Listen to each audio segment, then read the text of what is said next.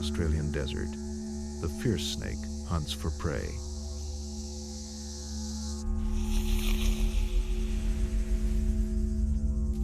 It carries in its armament less than 2/1000th of an ounce of venom, with a potency that could kill 250,000 mice. Why this snake needs the animal equivalent of an atom bomb in its mouth, no one really knows.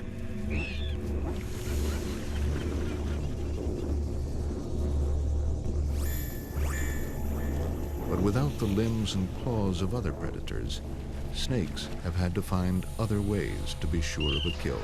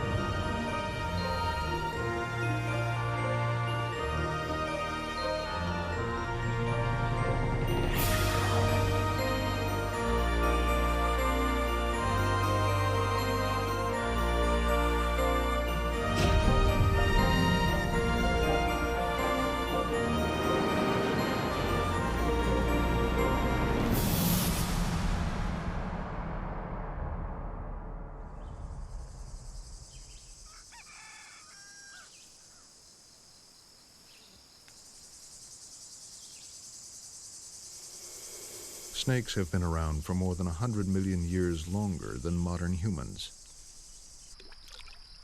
Except for the polar regions and a few islands, they have spread throughout the world.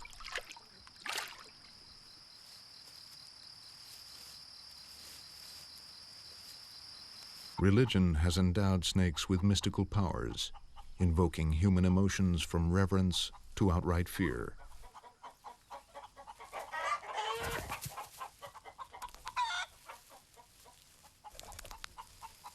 Snakes live among us, yet we find it difficult to accept their presence near our homes, whether we see them or not.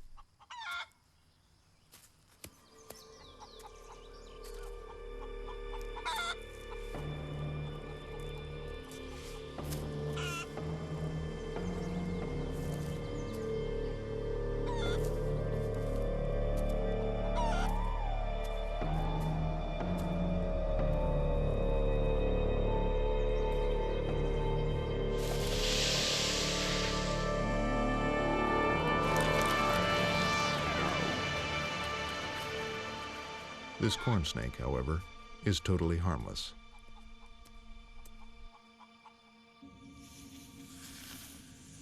Although all snakes have the same fundamental body plan, there are wide variations on the theme.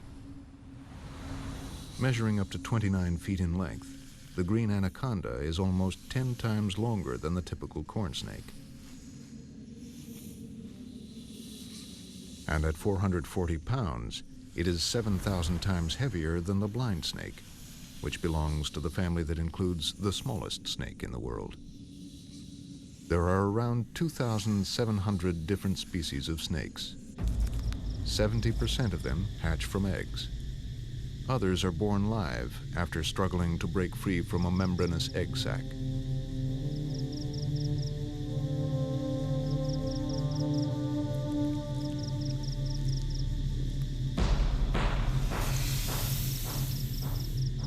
Venom and fangs are found in only 1/4 of all known snakes. But all species have methods of attack and defense that are adapted to habitats ranging from rainforest to desert.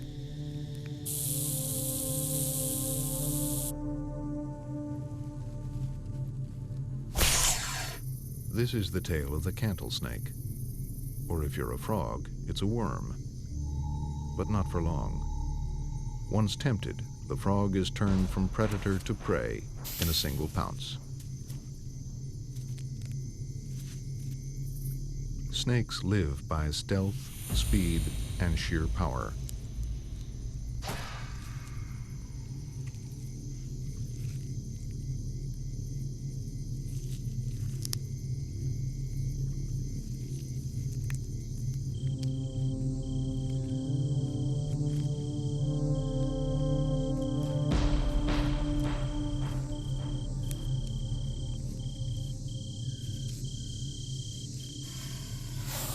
From the tops of trees to the depths of oceans, snakes have turned an apparent disadvantage into an evolutionary success. Creatures without limbs, they are the surprise and sometimes fearsome survivors.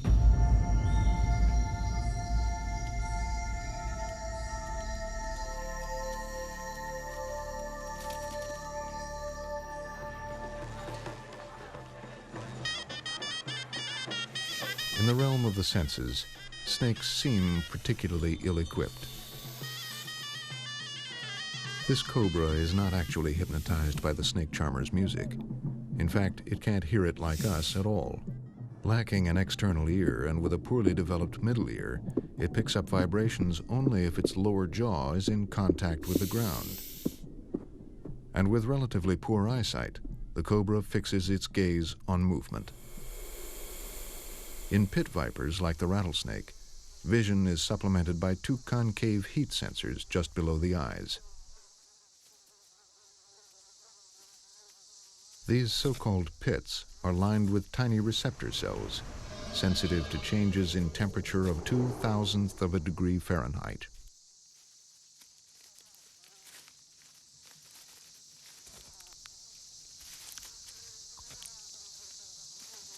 In its desert habitat, a rattlesnake can tell the difference between a warm breeze and the heat given off by its potential prey.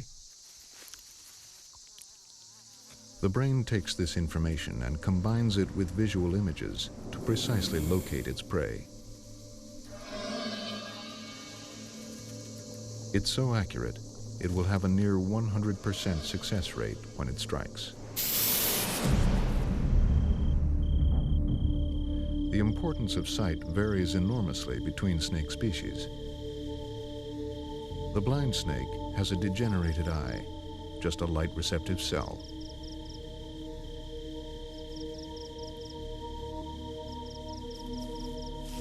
The eyes of many nocturnal snakes are so sensitive that they contract the iris to a slit during the day.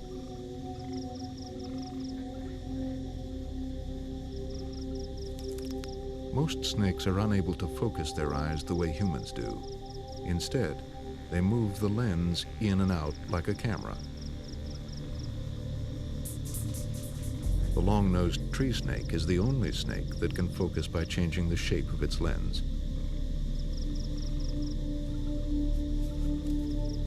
It can also see in 3D.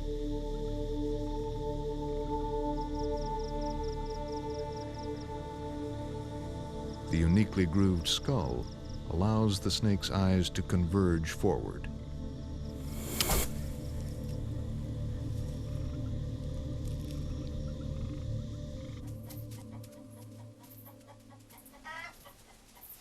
Snakes can taste air and the odors it carries.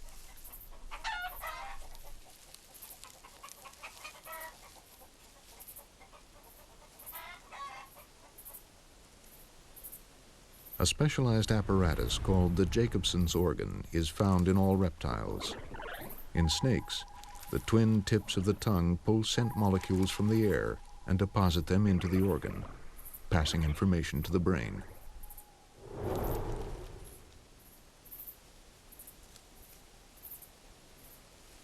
So despite its relatively poor vision, a corn snake's Jacobson's organ allows it to track a mouse with rapid flicks of the tongue.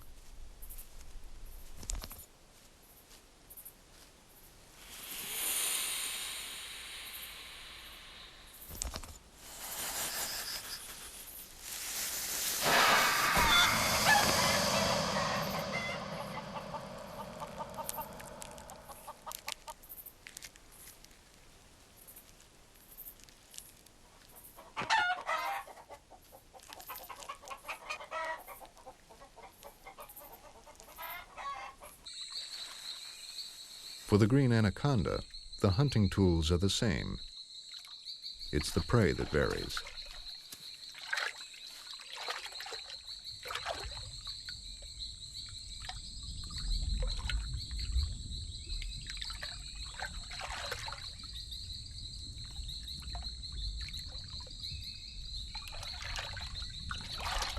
A mouse would hardly satisfy a 29-foot anaconda, but a dwarf caiman might. This relative of the alligator is an imposing challenge. The anaconda is not deterred.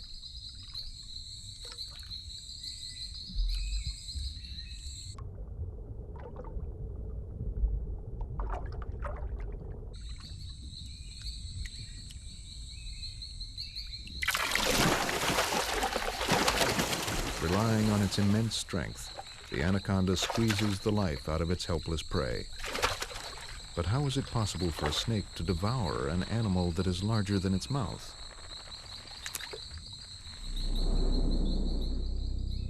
An early development in the evolution of snakes was the reconstruction of their heads. The jawbones and skull became held together by elastic ligaments rather than fixed tightly to one another. This enabled snakes to widen their jaws and expand the capacity of their mouths. They also divided the jaw at the chin, allowing it to separate and open further.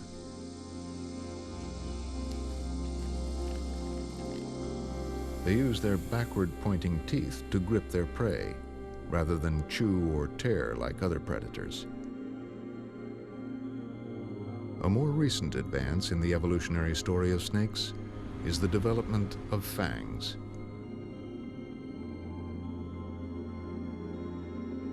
Just a quarter of all snake species devised enlarged teeth with a groove or hollow tube through the middle similar to a hypodermic needle. They could now deliver venom.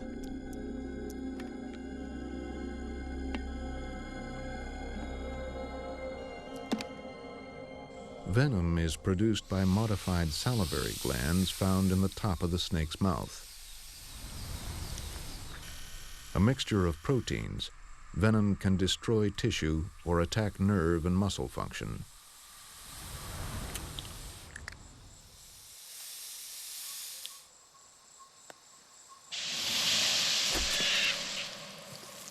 As this gaboon viper strikes, the dying rat's heart pumps venom around its body. The snake can now wait and track down the dead rat using its Jacobson's organ.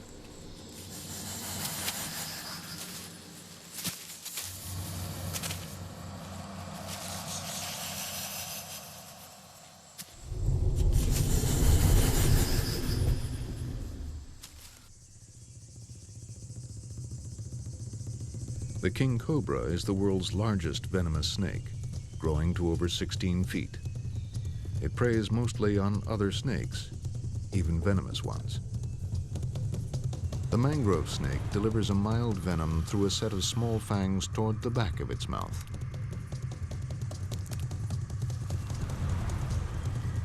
The cobra, however, injects its potent venom with fangs toward the front of its mouth.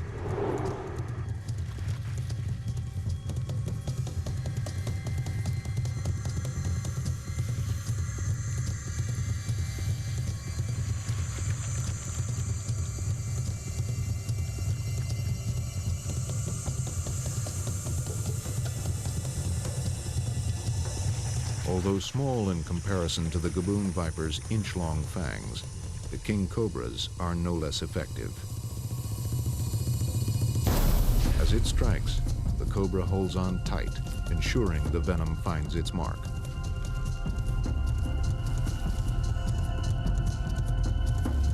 Within minutes, the mangrove is dead.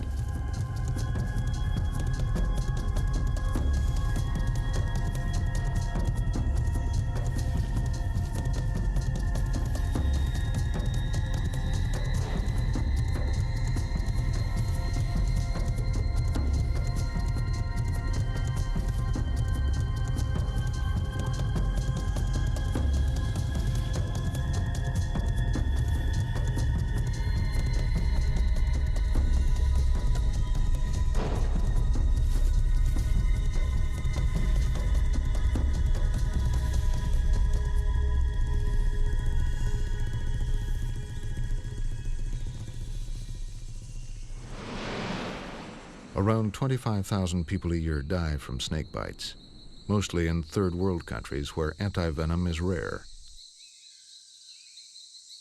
Dean Ripa is lucky. He survived an attack by one of the most venomous snakes in the Americas. A bite from a bushmaster has an 80% fatality rate, even with anti-venom. You feel a great deal of immediate pain. It's like a pair of hot needles combined with a vice and a burning sensation. This pain has been compared to burn by fire and is one of the most terrible pains you can endure as it begins to spread, because you can feel actually the poison moving up your arm. You can feel the swelling, the increase. If it struck a vein or an artery, you may be unconscious within a few minutes. I was unconscious in 7. Rapid loss of blood pressure, no heartbeat to speak of, or pulse that could be detected. And it was just a gradual blackening and darkening after that.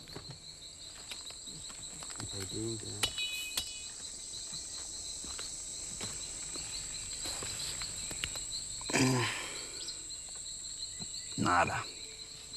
Nada, nada, nada. Snakes are rarely aggressive, and bites to humans are either accidental or defensive.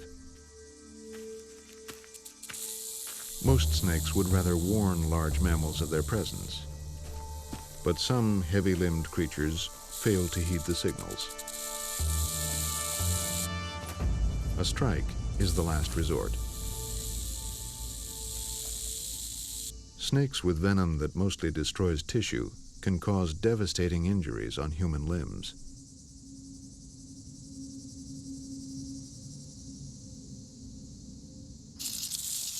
But deaths from what are considered dangerous snakes are still quite rare. Want to have a look at? Wow. Now this is which type did you say? Herpetologist Harry Green is working to dispel the myth of snakes as murderous monsters. That's probably an old animal. Snakebite is wildly exaggerated as a public health problem in the United States. We think probably 1,000 people, perhaps more, are bitten every year in the United States, of which probably fewer than 10 people per year actually die. In the U.S., snakebite is mainly a problem of people handling snakes intentionally, or of people just not being careful outdoors. And it's kind of amazing how hysterical we can get about this perceived public health problem, and to the point of wanting to kill snakes everywhere. And that's the thing with snakes. If you just remember to not stick your hands in places where you can't see, you'll never get hurt. Snakes are not just predators, they are prey and have inventive ways of defense. This red-spitting cobra projects venom towards its attacker's eyes.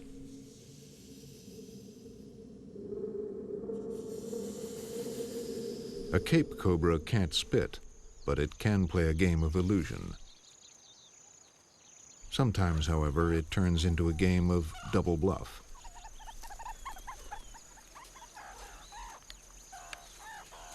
In South Africa, meerkats prey on small snakes, but will take on a cobra to defend their young.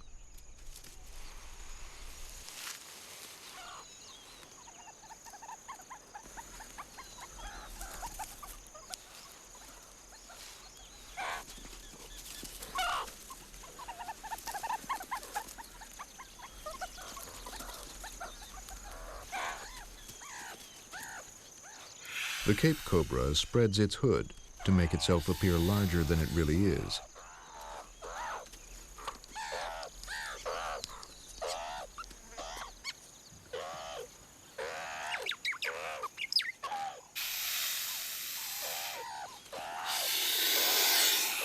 The meerkats group together to appear as one large animal to the snake.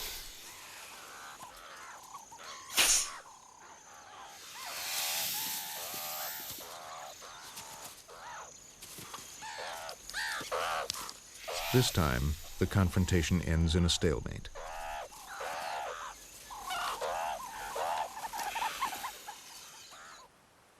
The venomous saw-scaled viper ranges over Africa and parts of Asia, in areas of dense human population. It warns of its deadly presence by rubbing together deeply ridged scales on the side of its body.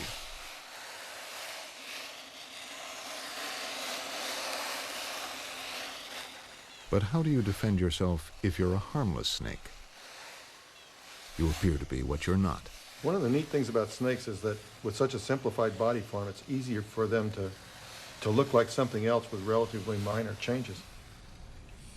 And this is a diadem rat snake from the Middle East that looks and sounds a lot like a saw-scale viper. And this is an absolutely harmless snake. You just saw him bite my knuckle there, and nothing bad happened to me. It's making this sound by hissing, and the saw-scale viper makes the same sound by rubbing its scales together. It's a really nice example of mimicry. If I were in the Middle East and I heard this thing hissing, I would probably jump back because there'd be the possibility that it's a saw-scale viper, an extremely dangerous animal.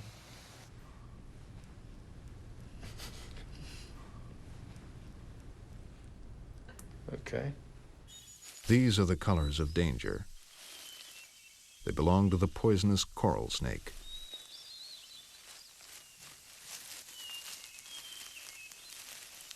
But this snake, the tantilla, has similar color markings.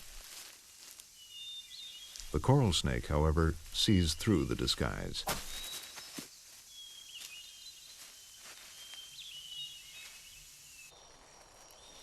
Other snakes are better mimics. These colors belong to a group of snakes known as the false corals. As near-perfect replicas, they are much more likely to fool predators, some of the time. As the old American saying goes, red to black, venom lack. Red to yellow kills a fellow.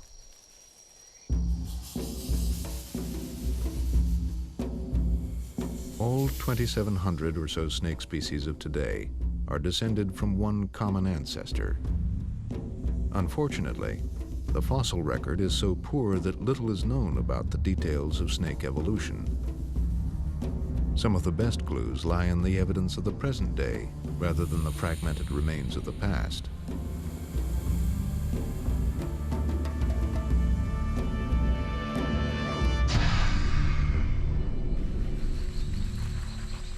Consider the Bushmaster. Although he barely survived a Bushmaster's bite, Dean Ripa continues to collect and study this rarest of snakes. Until recently, the scarcity of the Bushmaster meant that it was poorly understood. One problem that the zoos have had is trying to obtain good specimens. And that's kind of where I came in and how I found myself collecting Bushmasters and able to support myself while I was doing it. So I spent months and months in rainforest just looking for Bushmasters and catching them in a way that wouldn't hurt them. The Bushmaster is basically found over most of South America and parts of Central America. It requires a specific environment, and that's best met in a cool, dark, humid area like a rainforest. Well, the Bushmaster certainly is the ultimate snake in that it is so unique and so strange to most of the other snakes. And its rarity, of course, makes it the ultimate thing for herpetologists to go out and find. It is the largest of all vipers, and perhaps the heaviest of all poisonous snakes, reaching a weight of in excess of 40 pounds. It's the only New World pit viper that lays eggs. It has a spine in its tail, which is completely unique to that genus, which it vibrates in the sticks or leaves to produce a warning sound like a rattlesnake.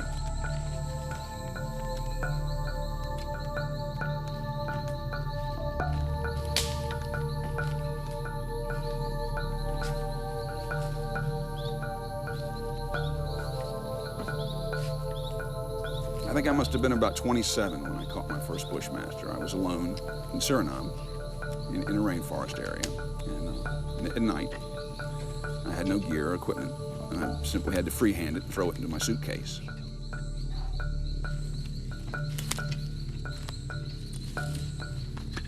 One case I was chased, the Bushmaster left a safe burrow and actually pursued me a distance of about 10 meters through the forest. This snake sometimes is a very dangerous customer.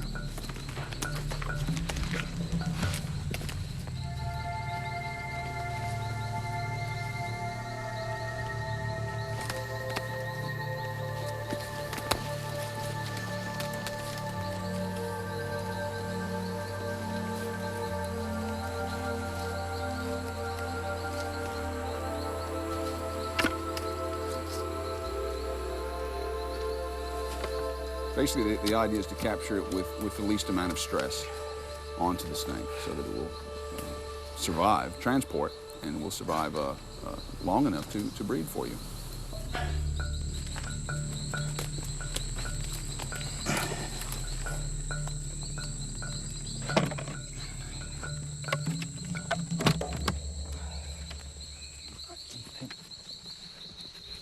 You, of course, bear in mind that it's all still a matter of luck. Good job. Good job. Success. You may walk for 2 days and find one, or you may walk for 3 months and not see one. Back in the United States, Dean Ripa has successfully bred the blackhead bushmaster and now has over 40 specimens in captivity.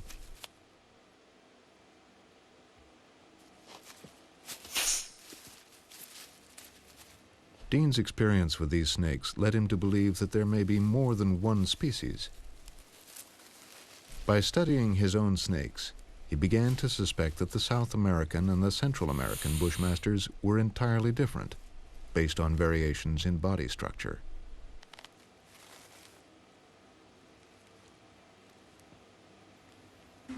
Harry Green and Kelly Zamudio at Berkeley were testing a similar idea.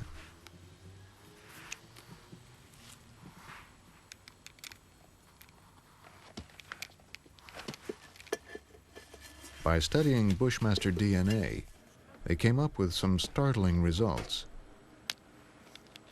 What was once considered a single species, they actually found to be 3. This gives us a key to understanding how present-day snakes evolved. What we have on the screen are the sequences of 3 snakes, and on the bottom we have the 2 Central American forms, and on the top we have the South American form. And I've put these 3 up just to contrast, because if we move through the DNA here, move through the sequences, we can see that there's a very high similarity between the 2 Central American forms, but large differences between the 2 Central American forms and the South American form. The 2 Central American forms aren't identical, though. If you scroll through the DNA here, you can see that there are also some differences, not quite as many as differences from the South American forms, but there are also some differences between the 2 Central American forms. Okay, so from these raw data, the sequences and the differences between the different subspecies, we can reconstruct an evolutionary tree that clearly indicates the relationship between the subspecies and the evolutionary history of the species as a whole. The South American bushmasters were separated from those in Central America by the uplifting of the Andes over 12 million years ago. Then a mountain chain running down the middle of what is now Costa Rica separated the Central American bushmasters, resulting in the evolution of 3 separate species of snake. Geographic isolation forces all animals to evolve on their own separate paths. Scientists can start to follow those paths back into snakes' evolutionary past by studying DNA, the building blocks of life. The origin of snakes is a little bit muddied. It certainly is something that happened over 100 million years ago. We feel pretty confident now that snakes arose from within a group of lizards.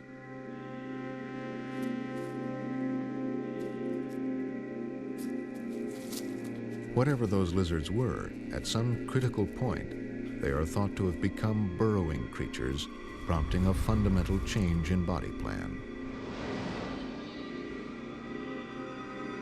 If you look among these groups of lizards, the loss of limbs and elongation of the body is something that happened evolutionarily over and over again, probably dozens of times. And it's as if certain groups of lizards have experimented with losing their legs and becoming elongate, crawling creatures. Most of those experiments don't seem to go very far. We only have a few species remaining today. One of them really took off, and that's snakes.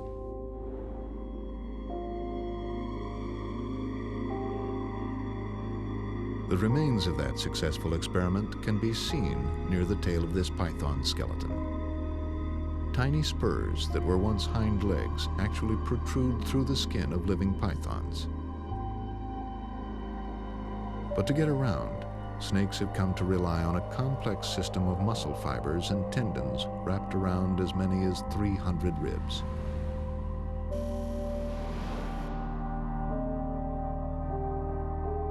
flexing particular muscles allows snakes to move in several ways.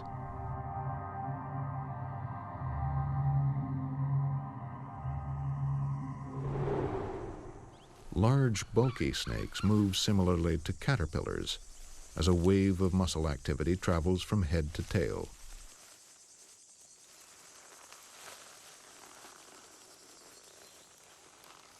Called rectilinear locomotion, it involves gripping the ground with the edges of their belly scales and dragging themselves forward.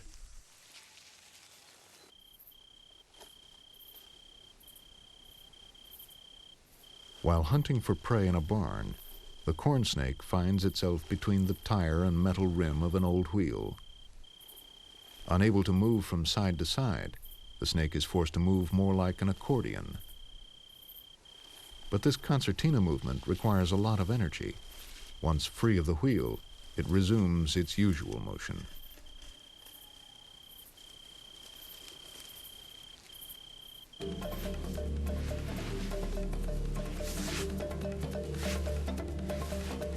Snakes have adapted their limited methods of locomotion to work in a wide variety of habitats.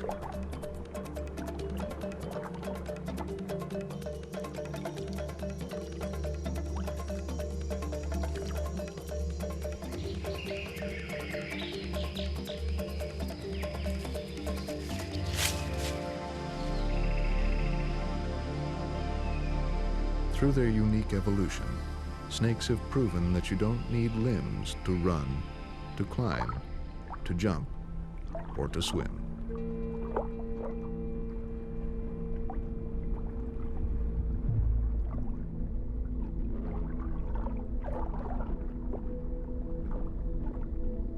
Living in the oceans presented the sea snake with a host of tricky adaptive challenges.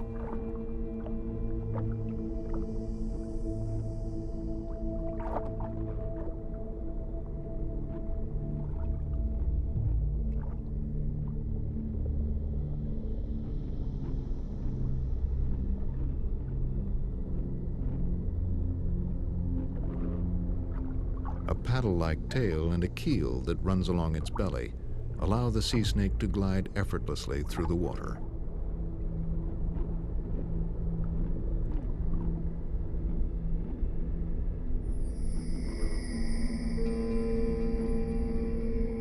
A single lung that extends almost the full length of its body gives it buoyancy and allows it to dive up to 300 feet and on one breath remain underwater for up to 5 hours.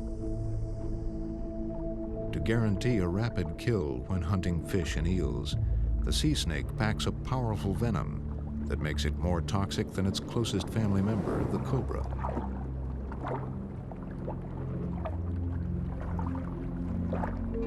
Having adapted so well to the ocean, dry land is not an option for many sea snakes.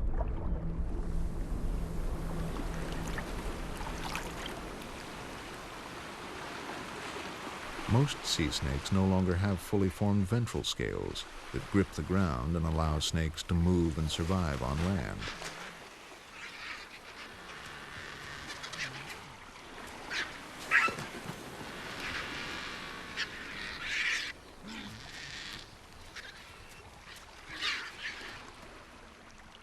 The ventral scales are wide, flat belly scales.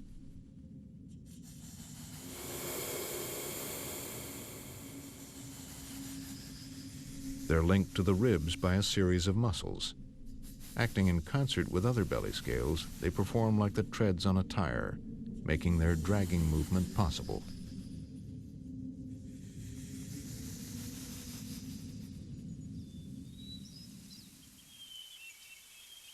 So effective are these scales that some snakes, like the corn snake, can climb vertically.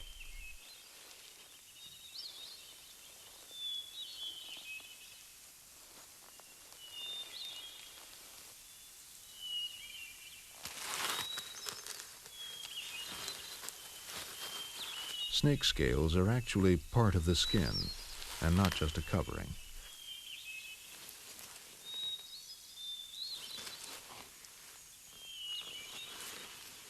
They protect the snake while allowing for considerable elasticity and flexibility. but their uses may be as varied as their remarkable patterns and colors.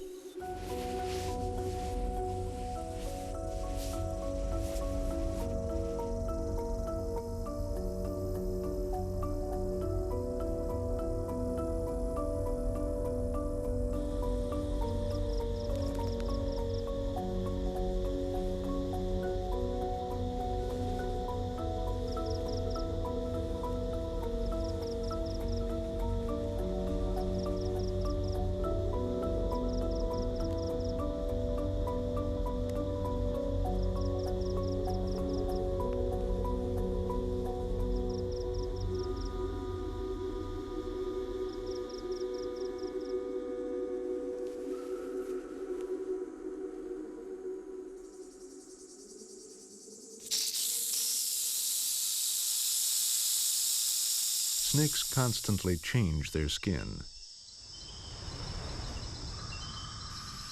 Live cells beneath the surface separate and add to the cells above. As the old cells break down, the snake's outer skin thickens and is ready to be discarded.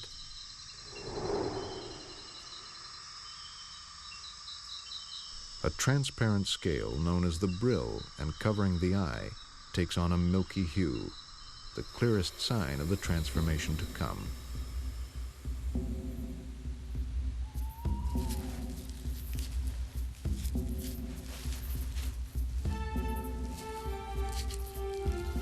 With the help of a log or rock to rub against, the snake literally crawls out of its skin in a process known as sloughing.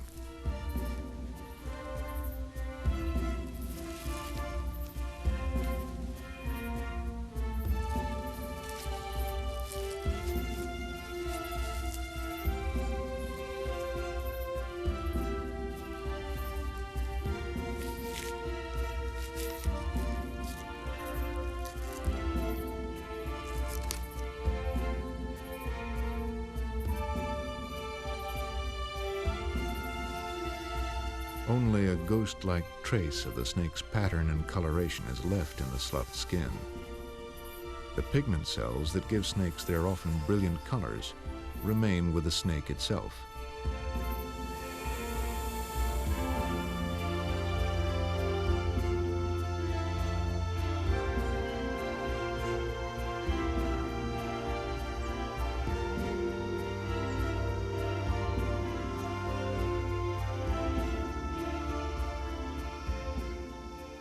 Snakeskin can do many things, including act as a brilliant disguise. But it can do little about one particular enemy, the cold.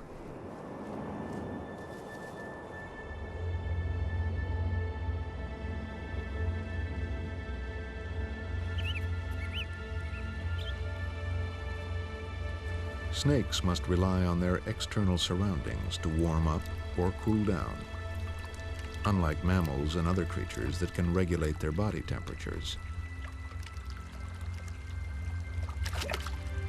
That's why snakes cannot survive north or south of 69 degrees latitude.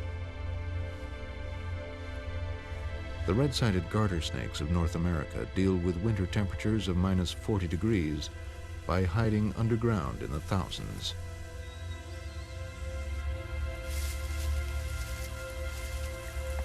In the warmth of spring, they emerge en masse.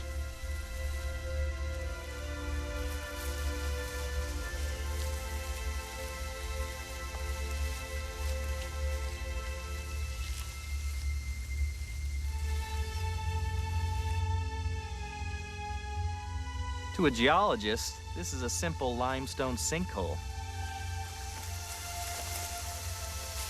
But to a biologist, this is a gold mine.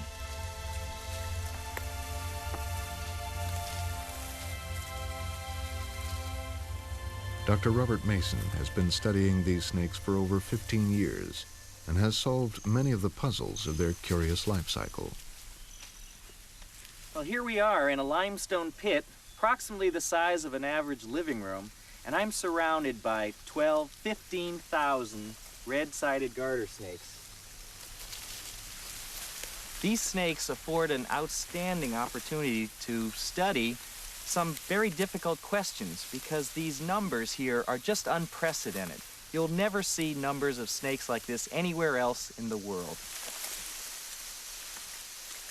There are several things that are involved with the overwintering of these garter snakes. Most animals, when they come out in the spring, they have the luxury of time. These garter snakes don't have that luxury of time, and so they kind of cheat the system in a little way. And by that I mean that male garter snakes produce their sperm in the fall, and they store it over the winter, and then when they come out of hibernation in the spring, they're ready to go immediately, and they immediately can court and fertilize a female. Females, they're cheating the system as well.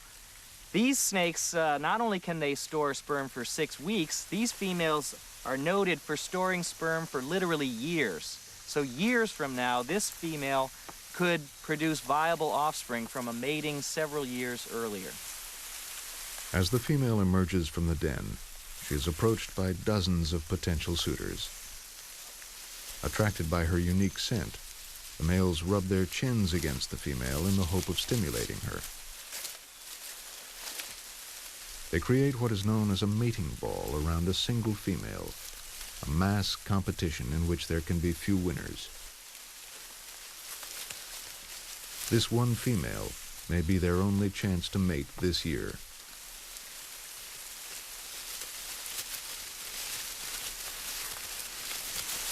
How does the female, for instance, choose that lucky male among the hundreds of suitors? Currently, we just don't have a good feeling for that. In many other species of mammals, for instance, the big males are the ones that mate with the females. In the case of the garter snakes, that's just not so. Sometimes we find large females mating with small males and vice versa. So there are some other cues that are important to garter snakes that enable females to choose the proper mate. The females, after they leave this den, will disperse out into the fields and marshes where they'll feed over the summer, and that's where they're going to give birth at the end of August.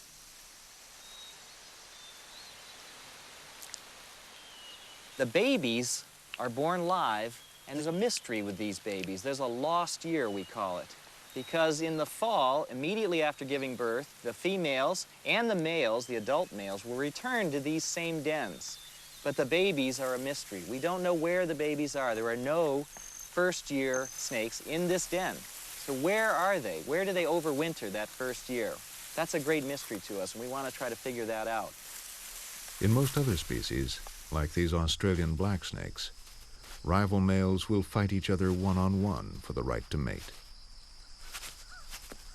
But this combat can be a remarkably civilized affair, more ritualized dance than deadly battle.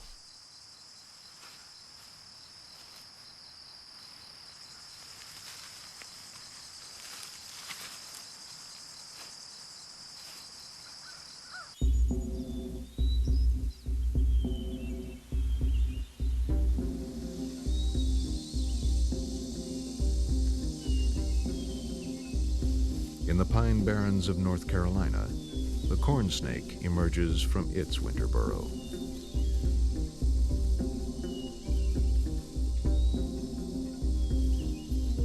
It is spring, and he is ready to mate.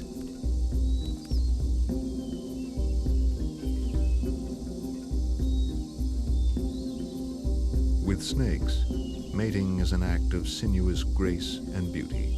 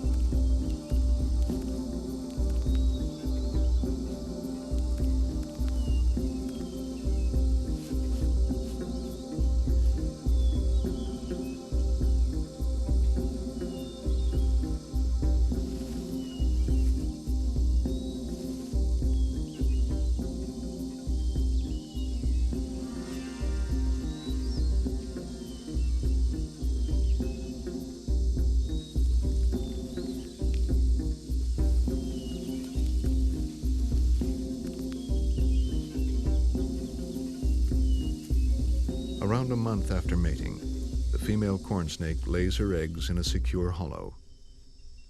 Parental care ends here. The corn snake embryos develop inside the protective leathery shell.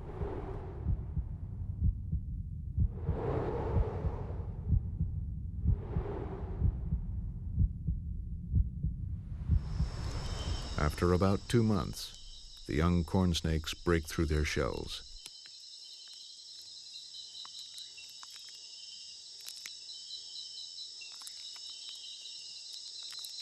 Some emerge immediately.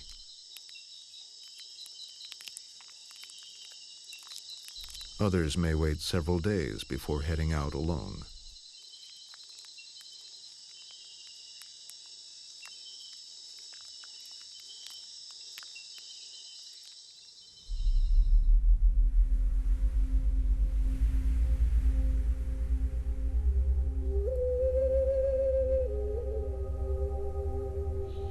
Throughout human history, snakes have been the object of myths and legend, often as demons. In the Garden of Eden, evil was embodied in the form of the snake, condemned forever by God to crawl on its belly.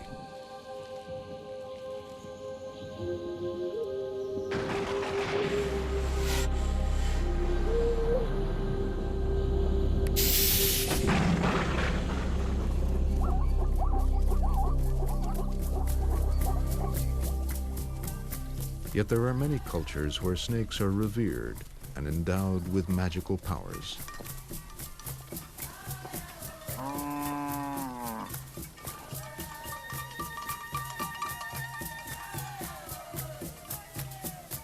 In the northern Transvaal of South Africa, a human fertility rite is about to be performed.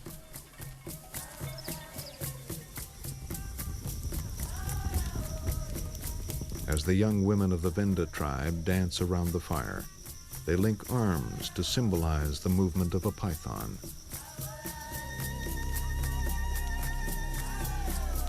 The python is at the heart of many Venda legends.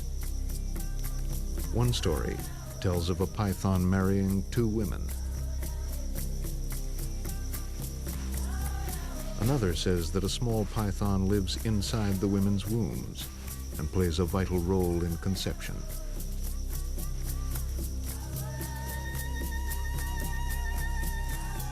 To the Venda, the snake is a potent life force, not an evil spirit.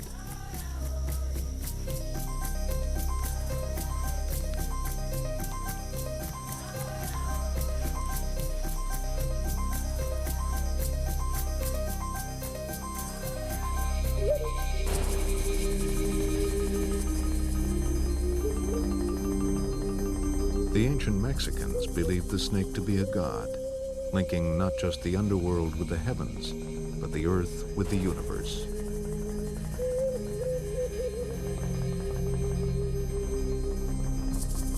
In the language of these lost civilizations, the constellation of Scorpio was called Amaru, meaning snake. The constellation had a spiritual influence over all of Central and South American cultures.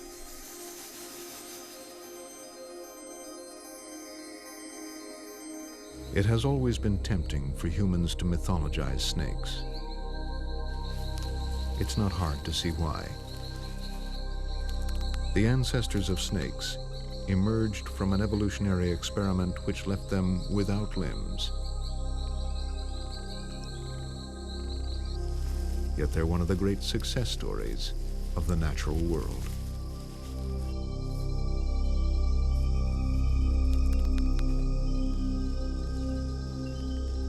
Snakes have been around on the earth for millions of years, and as far as I can tell, they should be around for millions more years. As long as they're not interfered with, there's no reason to believe they wouldn't. They're exquisitely well adapted to the environment they live in.